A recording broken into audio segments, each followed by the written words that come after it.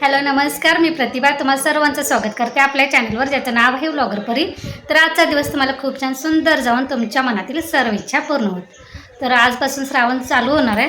हे बघा, काल मी कधी आठवडी बाजार करायला गेली होती, त्यावेळी या बांगड्या घातलेल्या आहेत, हिरव्या कलरचे आहेत. म्हटलं आजपासून म्हणजे काल म्हटलं उद्यापासून श्रावण चालू, त्यामुळे म्हटलं कधी हिरव्या बांगड्या घालाव्यात. सणवार चालू आहेत आपल्या आजपासून, म्हणजे सोमवार असतात, शुक्रवार असतात, त्यानंतर गौरी गणपती येतात. म्हणून म्हटलं सणावाराचं कधी हिरव्या बांगड्या हातात असू दे. त्यामुळे रोज आता माझ्या ह्यात मला बांगड्या दिसतील. कालच्या कधी दीपपूजेचं सगळं आरती वगैरे काढून ठेवूया आणि पूजा करून घेऊया. महादेवाच्या पिंडीला कधी शिवामूठ आज तांदळाची असते, त्यामुळे तांदळाची शिवामूठ घालायची. तर चला पहिल्यांदा कधी पूजा करूया मस्तपैकी, नंतर मग येते. काल कधी देवाला दहीभाताचा नैवेद्य काल संध्याकाळी दाखवला होता. तर तो कधी आता इथं ठेवा, म्हणजे कधी चिमण्या येऊन खाऊन जातात. तिथे वर ठेवते म्हणजे चिमण्यांना त्या लगेच दिसते. लाल जास्वंदीची कधी थोडीशी फुलं भेटलेली. आता फक्त आपल्याला महादेवानं कधी मोगऱ्याचे फुलं 1-2 भेटतात का बघा आपल्या वेळेला. आहेत ही सदाफुलीची पण लागलेत आणि तिकडे मोगऱ्याचे आहेत 2-3 तरी दिसतात.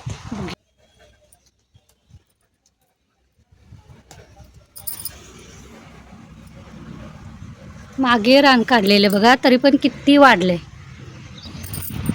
तिकडे गुलाब पण लागला. सदाफुलीची निव्या का थोडीशी छान उठलेत बघा. ह्याला थोडीशी नाही, थोडीशी झाडाला राहू दे, झाडाला छान दिसतात.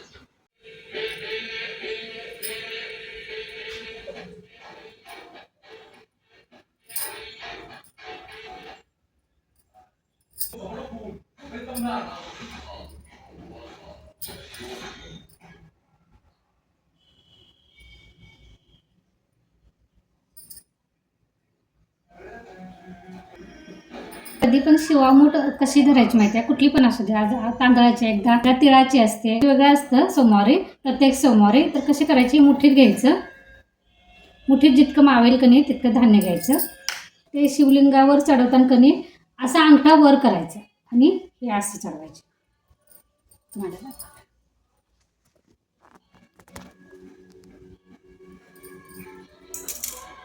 हे असं असतं कणी, हे असं चढवायचं.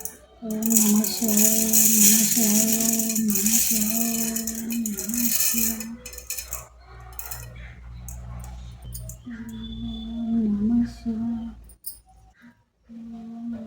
नमः शिवाय, नमः शिवाय, नमः शिवाय, नमः शिवाय,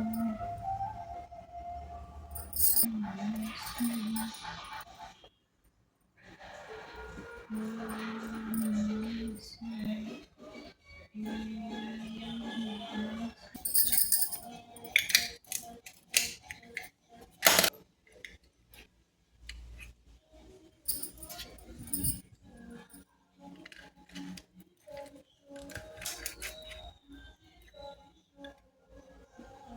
माझी आता देवपूजा झालेली आहे.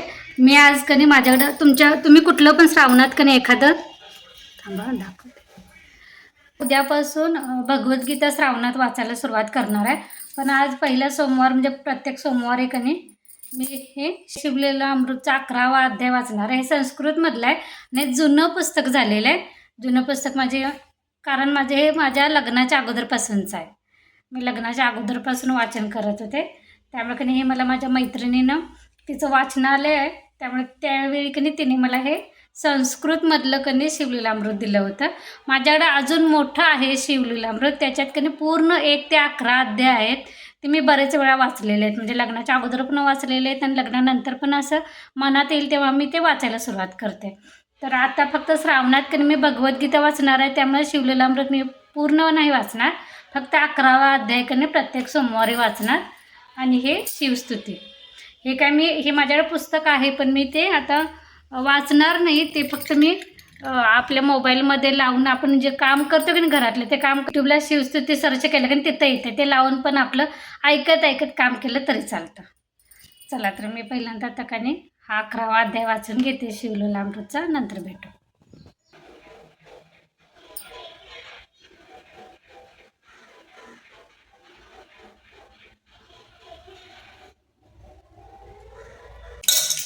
तर माझं पुस्तक शिवलेलं अमृत वाचून झालेलं आहे, म्हणजे 11वा अध्याय वाचून झालेला आहे. अहो त्या होम थिएटरला हे लावा की शिवस्तुती तुमच्या फोनवरनं. सर पाणी संपलं वाटतं. सपत आलं नाही, संपलंच पाणी. आता थोडंसं कमी हे करूया, शाबू उडे करूया. मिरच्या भाजूच्या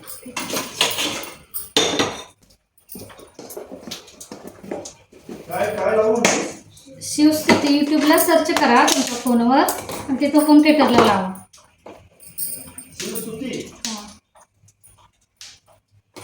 हिरव्या मिरच्या पहिल्यांदा कधी भाजून घ्यायच्या, म्हणजे ह्याला शाबू वड्याला, म्हणजे अशा खमंग वडे लागतात. कच्ची अशी मिक्सरला पेस्ट नाही करायची. तुम्हाला तिखट कसं कमी जास्त हवं असेल का नाही त्या पद्धतीने लावायचं, भाजायचं, घ्यायचं.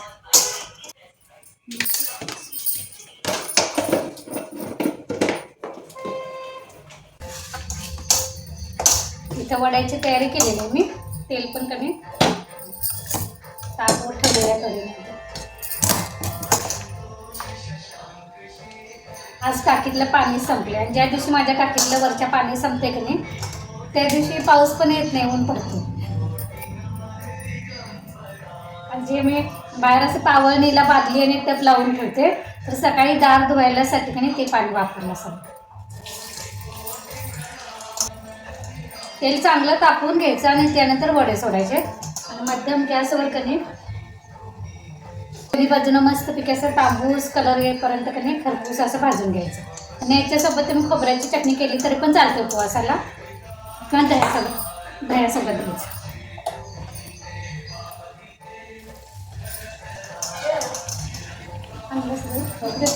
समोरच्या काकींच्यात घेतलं.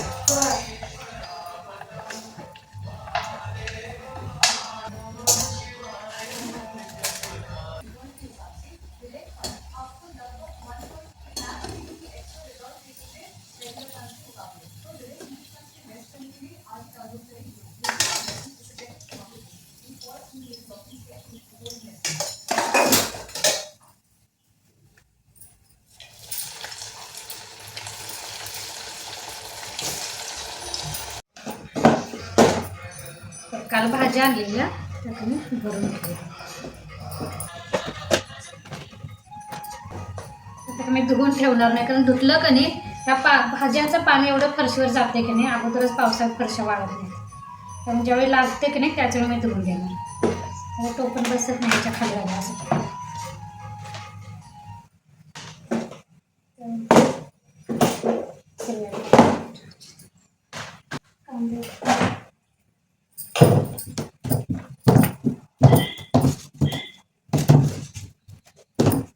पावसाळ्यात आलं की नाही असं पांढरं भेटलं, म्हणजे साल काढून विकायला आणतात का काय, म्हणजे साल ते पावसानं खराब होते की नाही म्हणून असं करायचं. कोबी 20 रुपयाला 3 घेतले.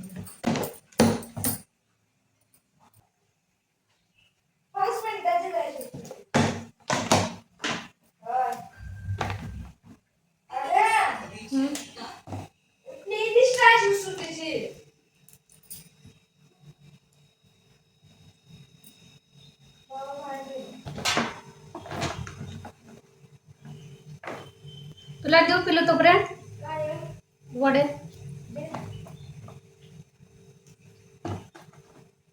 चला तर ही भाजी पहिल्यांदा तरी पूर्ण फ्रीजमध्ये ठेवून घेऊया, त्याबद्दल पिल्याला देऊया.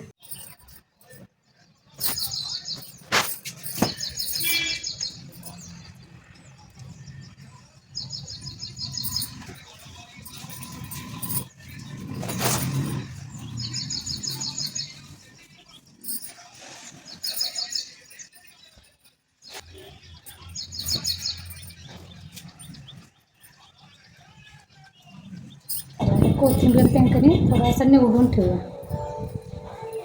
हे असं असेल ना, ह्याचं फक्त असं कोवळ्यातनं इतकं देठ घ्यायचं नाही, हे खालचं काढून टाकते. अशी ठेवली की खराब पण व्हायची नाही लवकर.